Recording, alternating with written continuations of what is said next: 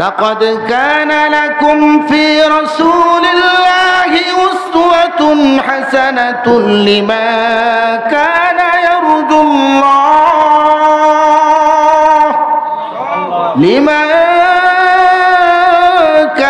ইয়ারজুল্লাহ ওয়াল ইয়াউমাল আখির ওয়া যাকারাল্লাহা কাসীরা। আল্লাহ তাআলা ইরশাদ ফরমান, তোমাদের জন্য উত্তম আদর্শ রয়েছে রাসূল করিম সাল্লাল্লাহু আলাইহি ওয়াসাল্লামের মাঝে। আমরা তো জীবনে কত আদর্শের কথাই শুনলাম। এই বাচ্চারা, এই কথা বলবে না। আমরা কত রকমের আদর্শের কথাই শুনি। এক মুরব্বী আমারে কইতেছে, কয় হুজুর কয়েকবার হজ করছি, এখন তো আর আমাকে রাজনীতি করার সময় নাই, খালি আমার নেতার আদর্শটা ধরে রাখার জন্য আসি আর কি দলে।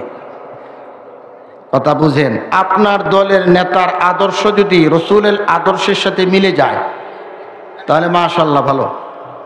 যদি আদর্শের সাথে না মিলে তাহলে উত্তম আদর্শ নবীর মাঝে কোনো নেতার আদর্শ আপনাকে আমাকে নাজাত দিতে পারবে না, পারবে না। মুহতারাম হাজিরিন, তো কাজেই নবীজি সাল্লাল্লাহু আলাইহি সাল্লামের জীবনী যেহেতু আমি আলোচনা করব, জীবনের মৌলিক অংশটা, সেহেতু নবীর একবারে জন্মের পুরা নসবের শুরু থেকে আলোচনা করলে বুঝতে সহজ হইব, তাই না? আপনারা একজন নবীর নাম শুনছিলেন, হযরত ইব্রাহিম আলাইহিস সালাম, যিনি আমাদের জাতির পিতা। বলেন, আমাদের জাতির পিতা কে? কেন তিনি আমাদের জাতির পিতা? ওই জাতির পিতা থেকে আলোচনা শুরু হচ্ছে। কেন তিনি আমাদের জাতির পিতা? আমরা যে মুসলমান, এই নামটা রেখেছিলেন হযরত ইব্রাহিম আলাইহিস সালাম। আমরা যে মুসলমান, এই নামটা কে রাখছিলেন? ইব্রাহিম সালাম। আল্লাহ কোরআনে কয়, মিল্লাতা আবিকুম ইব্রাহিম হুয়া সাম্মাকুমুল মুসলিমিন। আল্লাহু আকবার। হযরত ইব্রাহিম আলাইহিস সালাম, আমরা যে মুসলিম, এই নামটা রেখেছিলেন। তিনি আমাদের জাতির পিতা। বলেন, তিনি আমাদের জাতির পিতা। মুহতারাম হাজিরিন, কত জাতির পিতাই ভূখণ্ড চেঞ্জ হওয়াতে অনেক জাতির পিতাই হয়, কিন্তু একটা জাতির পিতা এটা চেঞ্জ হয় না। গোটা মুসলিম মিল্লাতের জাতির পিতা হযরত ইব্রাহিম আলাইহিস সালাম। বলেন কে? এনে ছোট্ট একটু অংশটা আপনাদেরকে ভেঙে দেই। আমাদের অনেকে বোঝায় বাঙালি জাতি। বাঙালি বলতে কোনো জাতি হয় না। জাতি বলতে কি বোঝায়? ধর্ম। বলেন, বাংলাদেশে যারা বসবাস করে সবাই এক জাতি না ভিন্ন ভিন্ন জাত আছে? বাঙালি বলতে কোনো জাতি না। জাত বলতে বোঝায় মুসলিম জাতি। গোটা পৃথিবীতে যত মুসলমান আছে, যত দেশেই থাকুক, তারা এক জাতি। তারা কি? এক জাতি। বাঙালি জাতি, এই কথাটা ভুল। বাঙালি বলতে আলাদা কোনো ধর্ম নেই। মুহতারাম হাজিরিন, আমাদের নবী দুনিয়াতে জন্মগ্রহণ করার 3000 বছর আগে, আমাদের নবী দুনিয়াতে জন্মগ্রহণ করার 3000 বছর আগে এই পৃথিবীতে একজন নবী ছিলেন। নাম ছিল হযরত ইব্রাহিম আলাইহিস সালাম।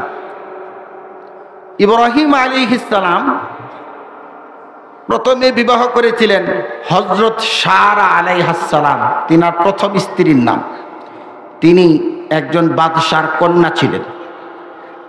দীর্ঘদিন তিনার কোনো সন্তানাদি নাই। পরবর্তীতে আরেকটা বিবাহ করেছিলেন, তিনার নাম হযরত হাজেরা আলাইহাস সালাম। ইনারও সন্তানাদি হচ্ছে না। বুড়া আর বুড়ি, মহিলাদের অসুস্থতা বন্ধ হয়ে গেলে বাচ্চা বেশি বেশি হয়তো নাকি বাচ্চা ধারণ করার ক্ষমতা হারিয়ে ফেলে। বুড়াও যখন একেবারে বেশি বুড়া হয়, এই ব্যক্তিরও তেমন বাচ্চা হওয়ার সম্ভাবনা থাকে না। তো হযরত ইব্রাহিম আলাইহিস সালাম বুড়া আর স্ত্রী দুইজনেই বুড়ি। বৃদ্ধ আর বৃদ্ধা জীবনের শেষ প্রান্তে গিয়ে পয়গম্বর হযরত ইব্রাহিম আল্লাহ পাকের কাছে দোয়া করলেন, আল্লাহ আমাদেরকে নেককার সন্তান দেন। রব্বি হাবলি মিনাস সালিহিন ফাবাশশারনাহু বিগুলামিন হালিম। হযরত ইব্রাহিম আলাইহিস সালাম কয়, আল্লাহ পাক আপনি আমাকে নেককার সন্তান দেন। আল্লাহ পাক কয়, ইব্রাহিম রে আমার কাছে নেককার সন্তান চেয়েছো, আমি তোমাকে হযরত ইসমাইলের সুসংবাদ দিয়ে দিলাম। আমরা তো সন্তান না হইলে আর কি কত জায়গায় যে যাই এটার হিসাব ছাড়া।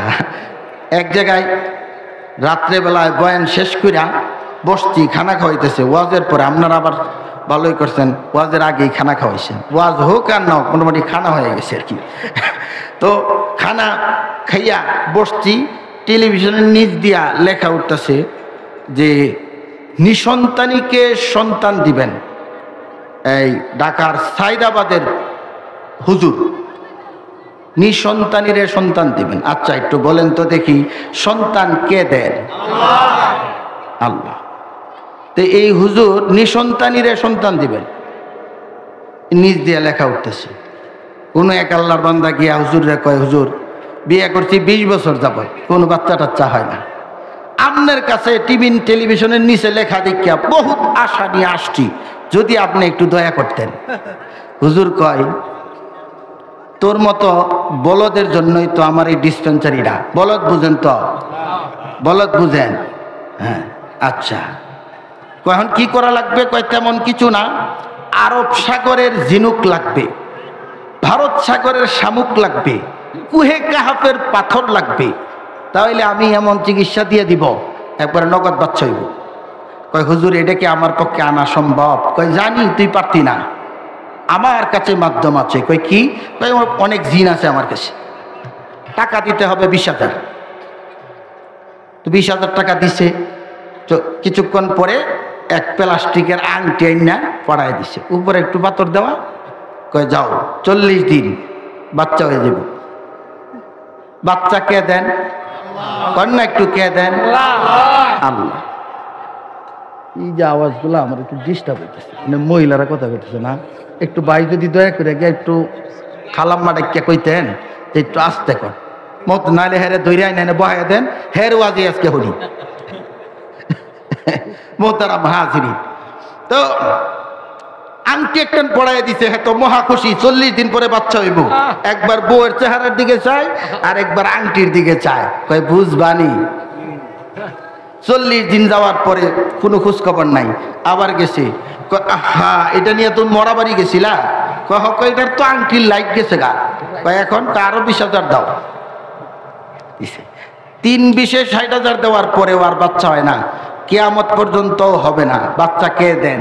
আল্লাহ। কিন্তু আমাদের ভ্রান্তি হলো আল্লাহর কাছে চাওয়ার সময় একজনে কয়, আল্লাহ আমার কি একটা কানা বাচ্চাও দিতারলো না, একটা ন্যাংরাও দিতারলো না, তাও তো আমার আব্বা ডাকতো আম্মা ডাকতো, এটা শুনতাম। মোহতারাম হাজিরিন, আল্লাহর কাছে কেউ যদি প্রার্থনা করে তাহলে সে উত্তমটা চাবে। কি চাবে? উত্তমটা। এই উত্তমেই চাইছিলেন হযরত ইব্রাহিম, রব্বি হাবলি মিনাস সালিহিন। ও আল্লাহ আপনি আমার একটা নেককার সন্তান দেন। আল্লাহ নেককার সন্তানের সুসংবাদ দিলেন, ইব্রাহিম তুমি আমার কাছে সন্তান চাইছো, নেককার এমন সন্তান দিলাম যে সন্তানের পরবর্তী নসব থেকে আখিরি নবী সাইয়্যিদুনা মুহাম্মদুর রাসূলুল্লাহর জন্ম হবে। সুবহানাল্লাহ। মোহতারাম হাজিরিন, ইব্রাহিম আলাইহিস সালামের প্রথম স্ত্রীর তো আর বাচ্চাটা চাই নাই, এটা দ্বিতীয় স্ত্রীর ঘরের বাচ্চা হইছে পয়লা। কিছুদিন পরে আবার প্রথম স্ত্রীও বুড়ি বয়সে পেটে বাচ্চা আসছে। সুবহানাল্লাহ কইতেন না? দুই স্ত্রীর দুই সন্তান। ছোট স্ত্রীর আগে বাচ্চা হইছে, নাম হলো হযরত ইসমাঈল আলাইহিস সালাম। বড় স্ত্রীর পরে বাচ্চা হইছে, নাম হলো হযরত ইসহাক আলাইহিস সালাম। দুইজনেই নবী। সুবহানাল্লাহ। কিন্তু মজার বিষয় হলো ইসমাঈল যে নবী, এর বংশে আমাদের নবীর আগ পর্যন্ত আর একটাও নবী নাই। আর হযরত ইসহাক যে নবী, এই বংশে আল্লাহ তাআলা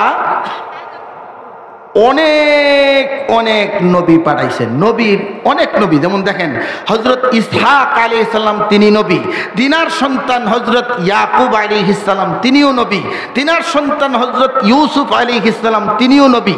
এটা নবীদের নসব, একের পর এক নবী, অনেক নবী এই বংশে এসেছে, এটা নবীদের বংশ। আমরা যে অনেক সময় শুনি বনি ইসরাইল, শুনেন না? বনি ইসরাইল, এই যে জায়গা থেকে বনি ইসরাইল, হজরত ইয়াকুব আলাইহিস সালামের আরেকটা নাম ছিল হিব্রুতে ইসরাইল। এটার বাংলা অর্থ হিব্রুতে ইসরাইলের বাংলা অর্থ আল্লাহর বান্দা, যা আরবি করলে হয় আব্দুল্লাহ। এই ইয়াকুব আলাইহিস সালামের পরবর্তী বংশধর হযরত ঈসা আলাইহিস সালাম পর্যন্ত এই পুরা নসবটাকে বলে বনি ইসরাইল। বনি ইসরাইল বুঝলেন? ইয়াকুব আলাইহিস সালাম থেকে ঈসা আলাইহিস সালাম পর্যন্ত এই পুরা নসবটাকে কি বলে? বনি ইসরাইল। ওয়াজ বুঝতেছে? মাশাআল্লাহ। কিন্তু আখের এই বংশে এত নবী আসছে, কিন্তু আখেরি নবী আসে নাই। তারা আশা হয়ে আছে আখেরি নবীও তো এই বংশেই আসবে, সবাই যেহেতু এই দিক দিয়ে আসতেছে, কিন্তু আল্লাহর ফয়সালা ভিন্ন। আল্লাহ পাক রব্বুল আলামিন হযরত ইব্রাহিম আলাইহিস সালামের 3000 বছর পরে, 3000 বছর পরে হযরত ইসমাঈল আলাইহিস সালামের নসবের ভিতরে আল্লাহ পাক রব্বুল আলামিন জনাবে মুহাম্মদুর রাসূলুল্লাহ সাল্লাল্লাহু আলাইহি ওয়াসাল্লামকে পাঠিয়ে দিয়েছে। সুবহানাল্লাহ। এনে আবার আরো করুণ কাহিনী, হযরত ইব্রাহিম আলাইহিস সালাম এই যে তিনার সন্তান ইসমাইল হওয়ার পরে এখন স্ত্রীদের ভিতরে একটু 19-20 হয়েছে। আল্লাহরও ফয়সালা ভিন্ন ছিল। আল্লাহ তাআলা বললেন, হে আমার ইব্রাহিম, তোমার শিশু পুত্র ইসমাইলকে আর স্ত্রী হাজরাকে সেই বাইতুল্লাহ মক্কার নিকটবর্তী জায়গায় রেখে আসো। এখন তো মক্কা শহর, তখন ছিল মক্কা অনাবাদি, পানির ব্যবস্থা নাই, গাছপালা নাই, মরুভূমি আর মরুভূমি। হযরত ইব্রাহিম আলাইহিস সালাম বলেন, এই রেডি হও, দুগ্ধপুষ্য বাচ্চা। বলেন বুড়া বয়সে বাচ্চা হইলে আদর কম না বেশি? আল্লাহ পরীক্ষা শুরু করছে যে আমার ইব্রাহিম রে বুড়া বয়সে বাচ্চা দিলাম, এখন বাচ্চারাই বেশি ভালোবাসে না আমারই ভালোবাসে? পরীক্ষা শুরু হয়ে গেল। আল্লাহ কয় ছোট্ট বাচ্চা এবং তার মাকে সেই অনাবাদি জাজিরাতুল আরব, যেখানে কোনো গাছপালা নাই, পানির ব্যবস্থা নাই, মানুষের বসতি নাই, ওনে রেখে আসো। রওনা দিছে হযরত ইব্রাহিম আলাইহিস সালাম, স্ত্রী হযরত হাজরা, সন্তান হযরত ইসমাইলকে সাথে নিয়ে হাঁটতে হাঁটতে হাঁটতে হাঁটতে একটা পর্যায়ে ইব্রাহিমকে, আল্লাহ আমি কোথায় যাব, সেই নির্দিষ্ট স্থানটা কোথায়? আল্লাহ তাআলা বললেন, নির্দিষ্ট স্থানে গেলে তোমার উট বসে পড়বে। সুবহানাল্লাহ। যথাস্থানে গিয়া উট বসে পড়ছে। ইব্রাহিম আলাইহিস সালাম সন্তান স্ত্রীকে নিয়ে নামলেন। আল্লাহর পয়গম্বর হযরত ইব্রাহিম আলাইহিস সালাম সন্তান এবং স্ত্রীকে রেখে অল্প কিছু খেজুর আর পানি পয়গম্বর রওনা করেছেন তাদেরকে এই মরুভূমির মধ্যে নির্জনে রেখে। স্ত্রী ডাক দিয়ে বলে, স্বামী গো, কি অবদ্ধতা করলাম, কি কষ্ট দিলাম, কি জন্য আমাদেরকে মরুভূমির মধ্যে রেখে আপনি চলে যাচ্ছেন? একটু দয়া করে বলে যান। হযরত ইব্রাহিম কোনো কথা বলেন না। হযরত হাজরা আলাইহিস সালাম স্বামীর পিছনে দৌড় মারছেন সন্তানকে রেখে। হাজরা ডাক দিয়ে বলে, স্বামী গো, বেশি কিছু জানতে চাই না, শুধু একটা কথা বলে যান, আপনার পক্ষ থেকেই এই সিদ্ধান্ত না একবার আপনি আগুনে ঝাঁপ দিয়েছিলেন যে রবকে সন্তুষ্ট করার জন্য, ওই রবের পক্ষ থেকে সিদ্ধান্ত। হযরত ইব্রাহিম আলাইহিস সালাম আকাশের দিকে শাহাদাত আঙ্গুলি উঁচা করে ডাক দিয়ে বলে, ও হাজরা, আমার রব সিদ্ধান্ত দিয়েছে তোমাদেরকে এখানে রাখার জন্য। জোরে বলি আল্লাহু আকবার। হাজরা ডাক দিয়ে বলে, স্বামী গো, আপনি চলে যান, চলে যান, আমাদের জন্য আর চিন্তা নাই, কোনো টেনশন নাই, আমাদের জন্য আমাদের আল্লাহই যথেষ্ট। সুবহানাল্লাহ। হযরত ইব্রাহিম আলাইহিস সালাম চলে যাচ্ছেন। যেতে যেতে যেতে যেতে কিছু দূর যাওয়ার পরে দেখলেন পিছন দিকে স্ত্রীকেও দেখা যায় না, সন্তানকেও দেখা যায় না। নিজের দিলের ভেতরেও তো ব্যথা, কিন্তু আল্লাহর ওয়ার্ডার মানতেছেন আর কি। তো এরপরে হযরত ইব্রাহিম আলাইহিস সালাম আকাশের দিকে হাত উঠাইয়া চোখের পানি ছেড়ে দিয়া দোয়া করলেন, রব্বানা ইন্নী আসকাতু মিন যুররিয়্যাতি বিওয়াদিন গায়রি যি যারইন ইনদা বাইতিকাল মুহাররাম রব্বানা লিয়ুকিমুস সালাতা ফাজআল আফইদাতাম মিনান নাসি তাহওয়ি ইলাইহিম ওয়ারযুকহুম মিনাস সামারাতি লাআল্লাহুম ইয়াশকুরুন।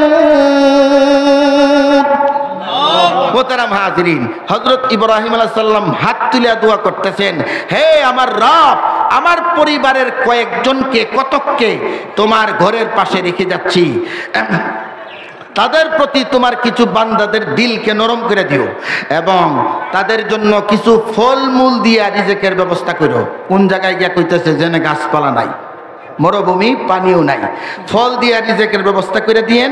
যেখানে মানুষ নাই, কিছু মানুষের দিলকে তাদের প্রতি সদয় করে দিয়েন, তারা যেন আপনার ঘরের পাশে থাকে, নামাজ কায়েম করে এবং তারা শুকরগুজার বান্দা হতে পারে। এই দোয়া করলেন। কিছুদিন পরে থাকতেছে, কিছুদিন পরে আপনারা জমজমের ঘটনা শুনছেন। হযরত হাজরা আলাইহিস সালাম এবং হযরত ইসমাইলকে নিয়ে আপনারা জমজমের ঘটনা জানেন, আমি সেদিক যাচ্ছি না। তো যেহেতু পানির ব্যবস্থা হয়েছে, এখন দূর থেকে কোনো এক ব্যবসায়ী কাফেরা লক্ষ্য করছে এই জায়গায় কিছু পাখি উড়ে। তো ওরা ভাবলো যে এই পাখিগুলো তো যেখানে পানি নাই ওখানে থাকে না, যেখানে পাখি আছে, বক যে মরুভূমিতে থাকে না, পানি আছে এমন জায়গায় পানি, মাছরাঙ্গা, মাছ চুকর দিয়া খায়, এই সব পাখি তারা দেখতে পাইল। তো তারা বলল যে অবশ্যই এর আশেপাশে কোথাও পানি আছে। তো তাদেরও পানির প্রয়োজন, খুঁজতে খুঁজতে পানির কূপ জমজম পেয়ে গেছে। দেখে এক বুড়ি জমজমের পাশে বসা। বুড়ির কাছে যাওয়ার পরে বলল যে আমরা কি এখান থেকে পানি নিতে পারি? বুড়ি বলতেছে পানি নিতে পারো, খাইতে পারো, আবাদ করতে পারো, কোনো অসুবিধা নাই, তবে এখানকার পানি দিয়া আবাদ করে যত উৎপাদন করবা এখান থেকে একটা নির্দিষ্ট পরিমাণ আমাকে কর দিতে হবে। তারাও রাজি হয়ে গেল। এখানে অল্প দিনের ভিতরে কূপের পানি দিয়া তারা বাগান তৈরি করলো, তারা ফসল আবাদ শুরু করলো। আর এই যে বুড়ি হযরত হাজরা আলাইহিস সালাম বুড়িরে পাথর দিয়া সুন্দর করে একটা বিল্ডিং বানায় দিয়েছে, সুবহানাল্লাহ। সবাই তাকে সম্মান করে, শ্রদ্ধা করে। অল্প কিছুদিনের ব্যবধানে এই মক্কা মুকাররমা, জাজিরাতুল আরব, যেখানে গাছপালা নাই, মানুষের বসতি নাই, এখন মানুষের বসবাস শুরু হয়েছে। গাছ মানুষ আবাদ করতেছে, ফসল উৎপন্ন করতেছে, সুবহানাল্লাহ। আপনাদের এই প্যান্ডেলটা ওয়াজ মাহফিল যখন ছিল না তখন ছিল না। ওয়াজ মাহফিল যিনি বয়ান করবেন তিনি আসবেন, এই জন্যই তো প্যান্ডেলটা করা হয়েছে নাকি? ঠিক তেমনি ভাবে আল্লাহ পাক রব্বুল আলামিন সরকারে দু আলম নবী মুহাম্মদুর রাসূলুল্লাহ সাল্লাল্লাহু আলাইহি ওয়াসাল্লামকে মক্কার জাজিরাতুল আরব মরুভূমির মধ্যে পাঠাবেন। পয়গম্বরকে, বন্ধুকে, আল্লাহর হাবিবকে মক্কার মরুভূমিতে পাঠাবেন। এই জন্য মরুভূমিকে আগে আবাদ করার জন্য আল্লাহর পয়গম্বর হযরতে ইসমাইলকে সেখানে পাঠিয়ে দিয়েছে। জোরে বলি আল্লাহু আকবার।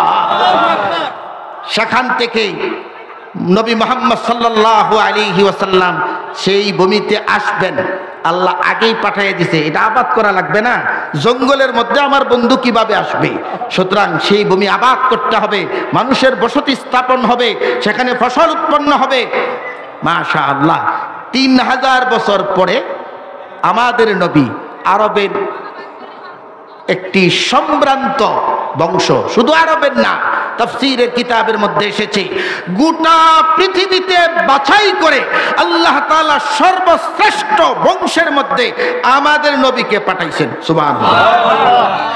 তাফসীরের কিতাবের মধ্যে আসছে, মুফাসসিরিনে কেরাম বলেন আমাদের নবীর আব্বা হযরত আব্দুল্লাহ থেকে শুরু করে পয়গম্বর হযরত আদম পর্যন্ত যত পুরুষ আছে কেউ জিনাখোর না, আল্লাহু আকবার। আর আমাদের নবীর আম্মা আমাদের নবীর আম্মা ফাতেমা, আমাদের নবীর আম্মা আমিনা, সেখান থেকে শুরু করে বিবি হাওয়া আলাইহিস সালাম পর্যন্ত এই সিলসিলার ভিতরে একজন নারীরও চরিত্র খারাপ ছিল না। আল্লাহু আকবার। কি বুঝলেন? বাবার দিক দিয়েও পবিত্র বংশের, মায়ের দিক দিয়েও পবিত্র বংশের। এই জন্য নবীর চরিত্রটাও ওয়া ইন্নাকা লাআলা খুলুকিন আযীম, আযীম ওয়ালা আখলাক নবীকে দান করেছিলেন। সুবহানাল্লাহ। মুহতারাম হাজিরিন, এখনো পর্যন্ত কিছু নাস্তিক মুরতাদ কুলাঙ্গারের বাচ্চারা আমাদের নবীর চরিত্র নিয়ে উল্টাপাল্টা কথা বলে, আছে না নাই? মুহতারাম হাজিরিন, কাজেই আমাদের কথা হলো, আমাদেরকে নিয়ে যদি কথা বলো, বিচার করব কি করব না সিদ্ধান্ত পড়ে।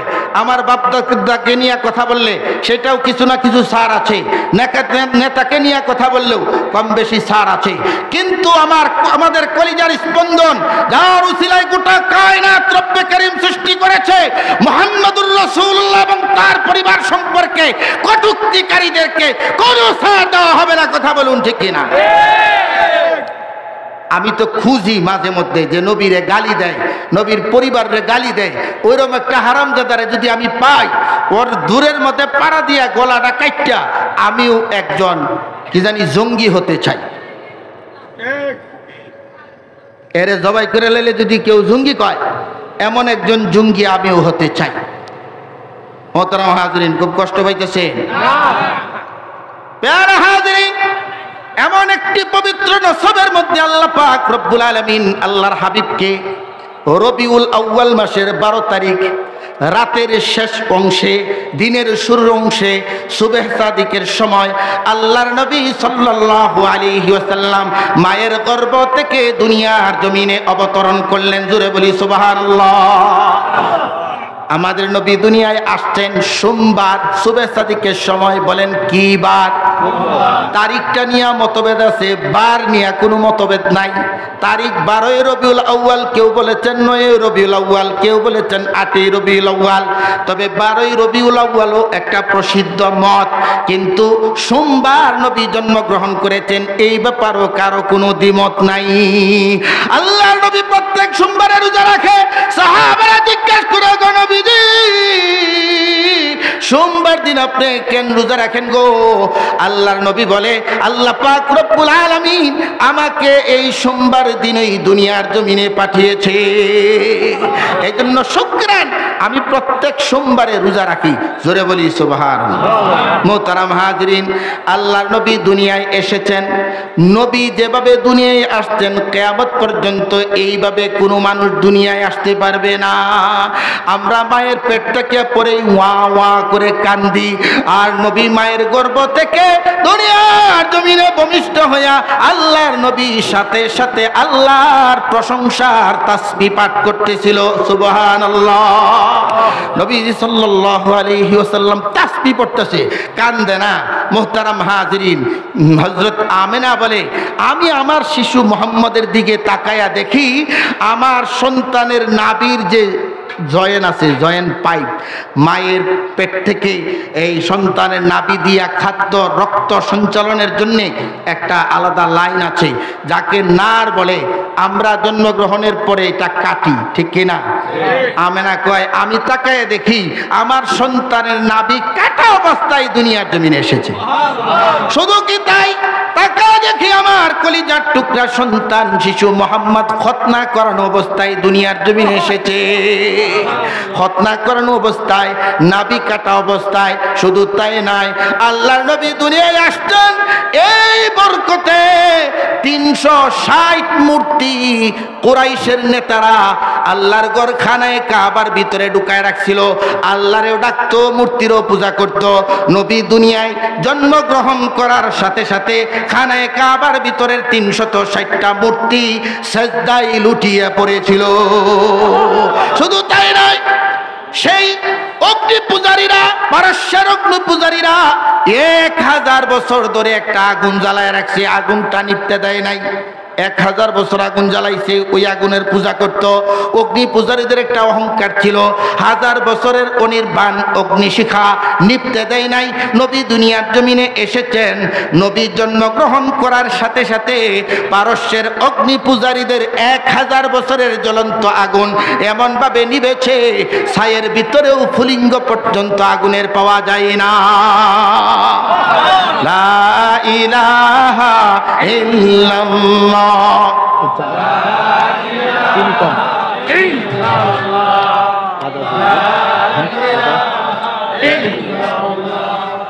লা ইলাহা ইল্লাল্লাহ, লা ইলাহা ইল্লাল্লাহ মুহাম্মাদুর রাসূলুল্লাহ সাল্লাল্লাহু আলাইহি ওয়াসাল্লাম। মুহতারাম হাজিরিন, বলছিলাম নবী আলাইহিস সালাম খতনা করানো অবস্থায় জন্মগ্রহণ করেছেন, নাভি কাটা অবস্থায়। আমি এক বক্তার ওয়াজ শুনে সেদিন ফেসবুকে আমি আশ্চর্য হয়ে গেলাম। বক্তাই ওয়াজ করতেছে, নবী নাক ফুরিদা মি আয়া, এটা ফার্সি একটা শব্দ।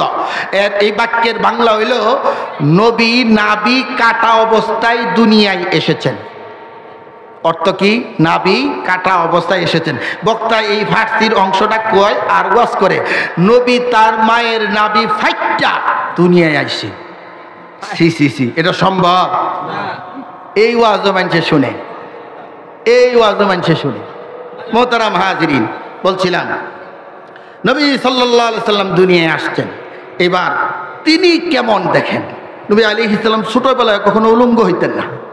আপনারা জানেন তিনার কৈশোর শিশু অবস্থাটা হজরতে হালিমার ঘরে তিনি ছিলেন। তিনার দুধমা হালিমা। হালিমা বলে, শিশু মুহাম্মদে তো ইনসাফওয়ালা ছিল। আমার পূর্বে একটা সন্তান ছিল, শিশু মোহাম্মদ সবসময় আমার ডান পাশের স্তন পান করতেন, বাম পাশেরটা যতবার দিতাম মুখ ঘুরায় নিত, যত দূর করতাম মুখ ঘুরায় নিত। ডান পাশেরটা স্তন পান করতেন। ছোট্টবেলায় আল্লাহর হাবিব এত ইনসাফওয়ালা ছিল, দুইটাই যদি তিনি পান করবেন তাহলে তিনার দুধ ভাই হয়তো বা দুধে কষ্ট করবে। এই জন্য শিশু মোহাম্মদ সব সময় দুধ মাতার ডান স্তন পান করতেন, আরেকটা নয়। জুড়ে বলি সুবহানাল্লাহ। মোহতারাম হাজিরিন, অথচ আমরা সেই নবীর উম্মত হইয়া চিন্তা করি কার সম্পদ কখন জবরদখল করতে পারি, ঠিক কিনা?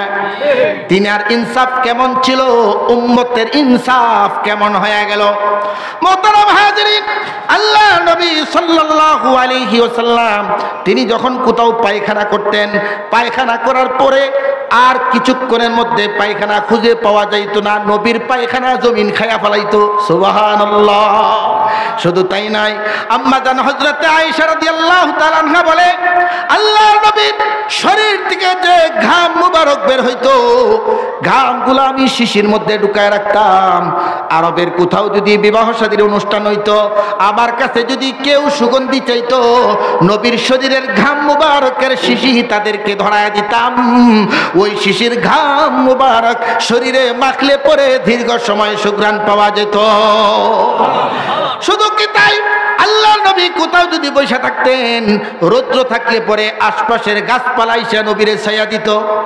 নবী যদি রৌদ্রে হাঁটতেন, আকাশের মেঘখণ্ড নবীর মাথায় ছায়া হিসাবে ছায়া দান করত। সুবহানাল্লাহ।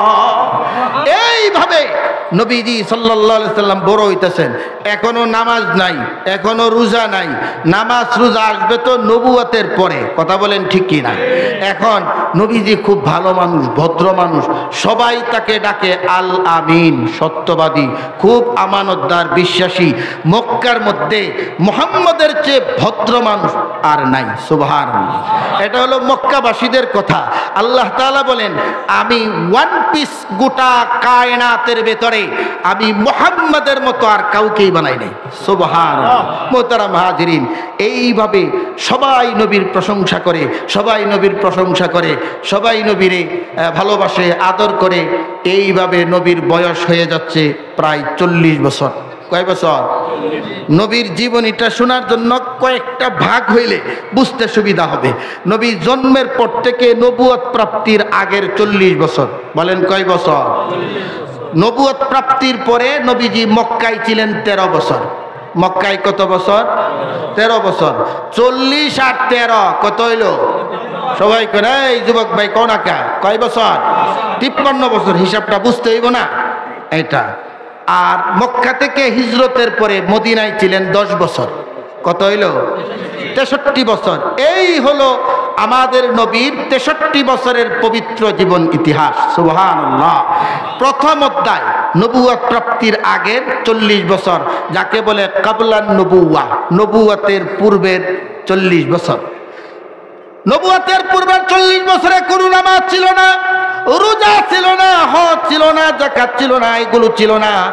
নবীজি নবুয়তের পূর্বের 40টি বছর কেবলমাত্র নিজেরে তৈরি করছেন, নিজেরে তৈরি করছেন ইনসাফ দিয়া, নিজেরে তৈরি করছেন আমানতদারিতা দিয়া, নিজেরে তৈরি করেছেন অশ্লীলতা থেকে দূরে থেকে, নিজেরে তৈরি করেছেন সব রকমের কলঙ্ক মুক্ত। বলেন কেন? 40 বছর পর্যন্ত নবী নিজেকে তৈরি করেছেন। এই 40 বছর উম্মতের জন্য কোনো নামাজ আনেন নাই, রোজা আনেন নাই, হজ নাই, যাকাত নাই। এই 40 বছরের কোনো আমল করার মতো নাই, আলোচনা করা যায়। বলেন নবীর জন্ম থেকে নবুয়ত প্রাপ্তির আগের 40 বছর এটা আমল করা যায় না আলোচনা করা যায়? কথা বলেন, আমল করব না আলোচনা করব? জোরে বলতে হবে, আমল না আলোচনা? এই আলোচনা করার দ্বারা লাভ 3টা। 1 নম্বরের লাভ হলো আল্লাহ নবী সাল্লাল্লাহু আলাইহি সাল্লামের পবিত্র জীবন ইতিহাসের মৃত্যু থেকে, জন্ম থেকে মৃত্যু পর্যন্ত এই গোটা সময়ের যে অংশের এই আলোচনা কেউ করুক আর শুনুক, এই করা আর শোনার সময়টুকু নফল বন্দিগির নেকি আল্লাহ পাক তাদের আমল নামায় দিয়ে দেয়। 2 নম্বর লাভ হলো নবীর জীবনী শুনলে পরে মুমিন মুসলমানের ঈমান বাইরা যায়। 3 নম্বর হলো কোনো বেঈমান কাফের যদি আল্লাহ নবীর জিন্দেগীর আলোচনা শুনে নিরপেক্ষ দৃষ্টিতে, তাহলে তারও ঈমান নসিব হওয়ার সম্ভাবনা আছে। নবীর জীবনী এরকম আলোচনা শোনার দ্বারা 3 লাভ। মোহতারাম হাজিরিন, এই যে জন্মের পর থেকে 40 বছর পর্যন্ত, এই 40 বছরে নামাজ নাই, রোজা নাই, হজ নাই, যাকাত নাই। তাহলে এই 40 বছর আমরা নবীকে কিভাবে দেখব? নবীর গুণকীর্তনগুলো আলোচনা করব।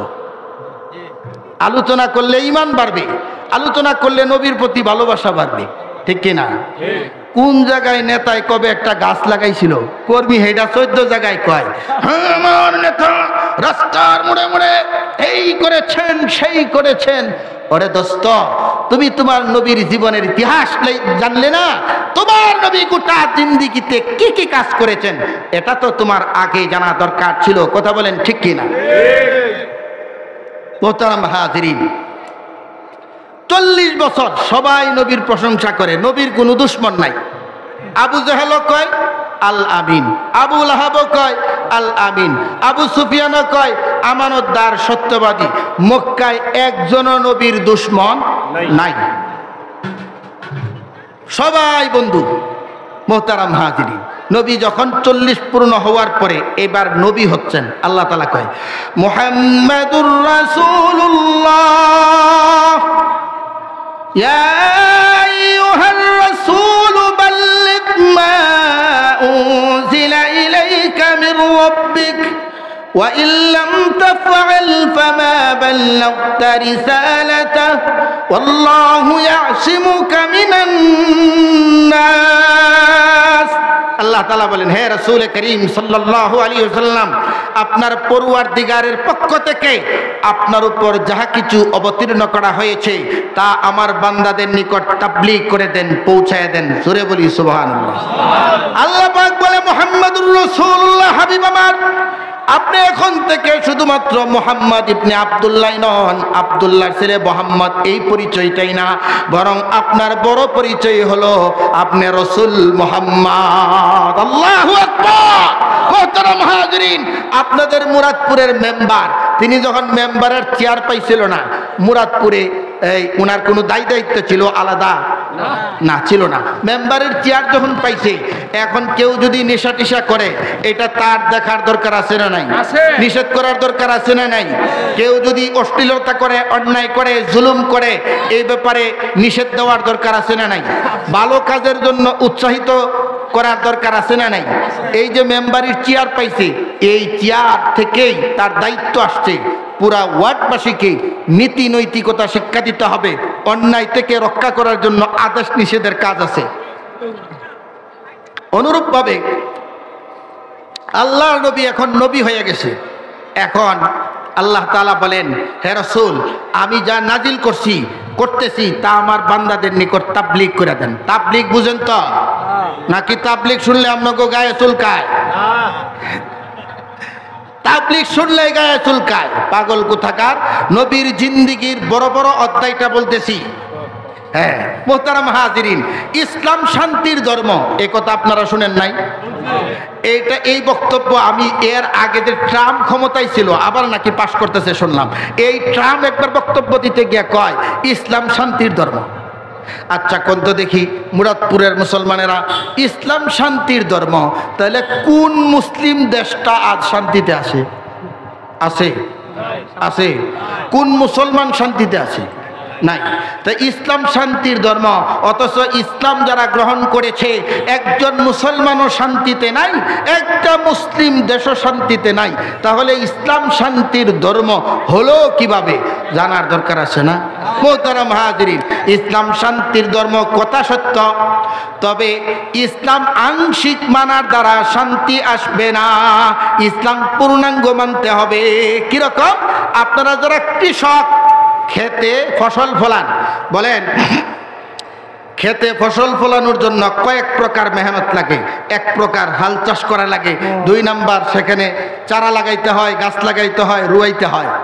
3 নাম্বার সার গোবর দিতে হয়।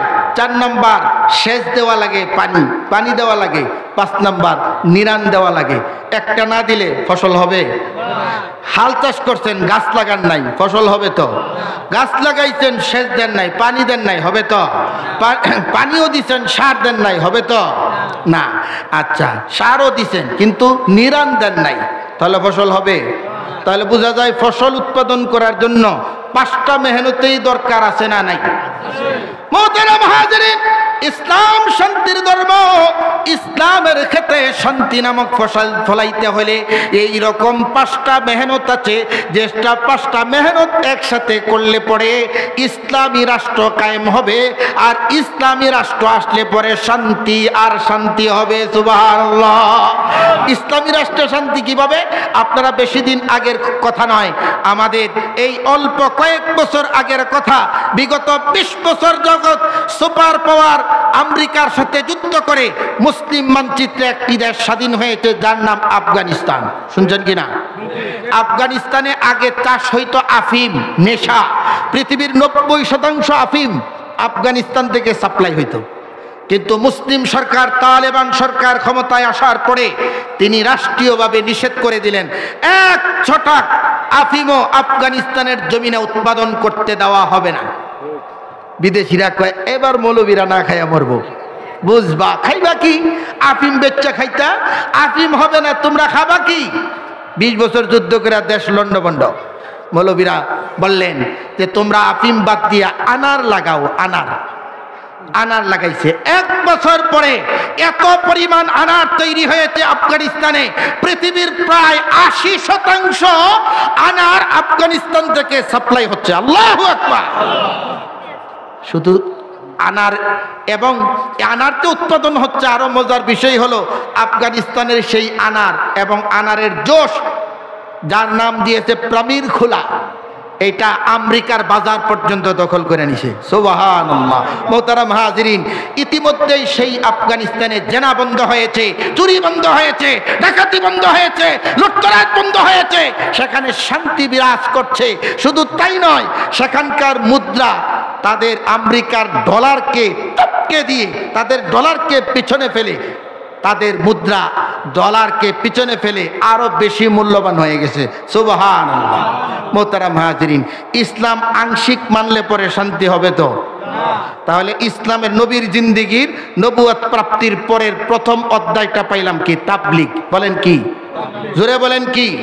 আল্লাহ কয় ইয়া আইয়ুহার রাসূল বাল্লিগ মা উনজিলা ইলাইকা মির রাব্বিক ওয়া ইল্লাম তাফআল ফামা বাল্লাগতা রিসালাতা আল্লাহু ইয়াসিমুকা মিনান নাস।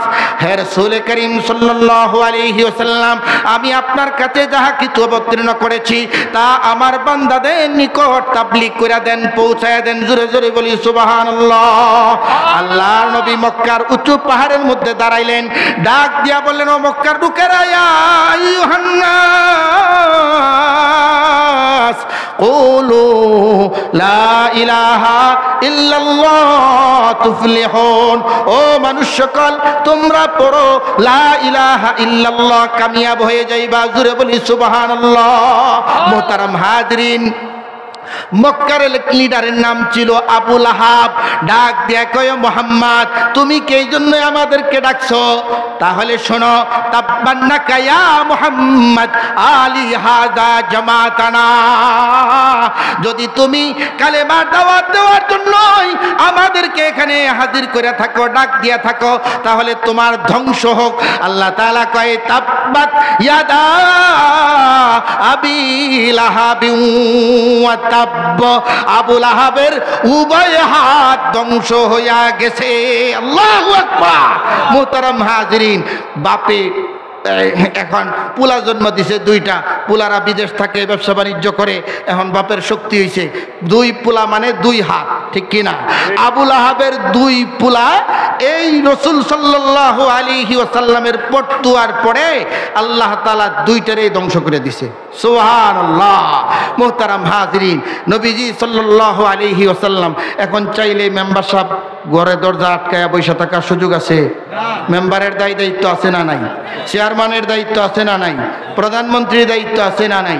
নবীজি নিজের দায়িত্ব পালন করার জন্য যেখানেই দেখে মানুষ সেখানেই গিয়া বলে লা ইলাহা ইল্লাল্লাহ, লা ইলাহা ইল্লাল্লাহ। আবু জাহেল কয়, সর্বনাশ করছে। এইভাবে যদি মোহাম্মদ তার নতুন ধর্ম প্রচার করতে থাকে, হের যে সুন্দর চেহারা, তার যে সুন্দর ভাষা, এবং সে যেভাবে কোরআন পড়ে, মানুষ তো দলে দলে আমাদের ধর্মের কপালে লাথি মাইরা মুহাম্মদের ধর্ম গ্রহণ করবে। মুহাম্মদকে এত সহজে ইসলাম ধর্ম প্রচার করতে দেওয়া যাবে না। আবু জাহেল সিদ্ধান্ত নিলে কি করা যায়? পোলাপানি লাগিয়ে দিছে, এই মুহাম্মদ যেখানেই মানুষকে দাওয়াত দিতে যাইব, প্রথম দফা রসুলকে প্রথমেই যখন নবীজি সাল্লাল্লাহু আলাইহি ওয়াসাল্লাম ইসলামের দাওয়াত দিচ্ছেন, প্রথমে প্রকাশ্যে না, প্রথমে গোপনে গোপনে গোপনে গোপনে ইসলামের দাওয়াত দিতেছে, তখনও গোপনে। এরপরে প্রথম 3 বছর গোপনে দাওয়াত দিছে। পরবর্তী 2 বছর নবীজি প্রকাশ্যে ইসলামের দাওয়াত দিতেছে। প্রকাশ্যে যখন ইসলামের দাওয়াত দিতেছে, আবু জাহেলের চান্দি গরম। আবু জাহেল কয়, এইভাবে মোহাম্মদরে দাওয়াত দিতে দিলে সর্বনাশ হয়ে যাবে, আমাদের ধর্মের 12টা বেজে যাবে। নবীর দুশ্মনী আবু জাহেল শুরু করছে। কেমন দুশ্মনী? একবার আল্লাহর নবী বাইতুল্লাহর সামনে নামাজে দাঁড়ায় গেছে, সেজদা দিছে। আবু জাহেল কয়, এই তো সুবর্ণ সুযোগ, কে আছো মুহাম্মদের মাথার উপরে উটের পচা নারী বুড়ি উঠাই দিবা? একজন বলে, আবু জাহেল আমি রাজি। দূর থেকে উটের নারী বুড়ি পচা দুর্গন্ধ গোবর সহ আল্লাহ নবী সেজদা পড়ে আছেন। সেজদারত অবস্থায় নবীর মাথার উপরে, চেহারার উপরে উটের পচা নারী বুড়ি দিয়া নবীকে ঢেকে ফেলেছে। নবী উঠতে পারতেছিলেন না। কেউ একজন ডাক দিয়া নবীর মেয়ে হযরতে ফাতেমা রাদিয়াল্লাহু আনহাকে খবর দিলেন। আল্লাহর নবীর মেয়ে ফাতেমা দৌড়ে এসে বললে, ও মক্কার কাফেররা, কার সাথে তোমরা এরূপ আচরণ করলে? যে মানুষটা তোমাদের নাজাতের জন্য 24 ঘন্টা আল্লাহ পাকের কাছে ফরিয়াদ করে, নিজের আব্বার মাথার উটের নারী বুড়িগুলি সরায়া আল্লাহর নবীকে সাথে নিয়ে বাসায় চলে গেছেন। সুরে বলি সুবহানাল্লাহ। মুহতারাম হাজিরিন, এখন আবু জাহেল চিন্তা করছে, এইভাবে যদি মোহাম্মদ ইসলাম ধর্ম প্রচার করতে থাকে, আমাকে ধর্মের 12টা বেজে যাইব, তো মোহাম্মদকে থামানো যায় কেমনে?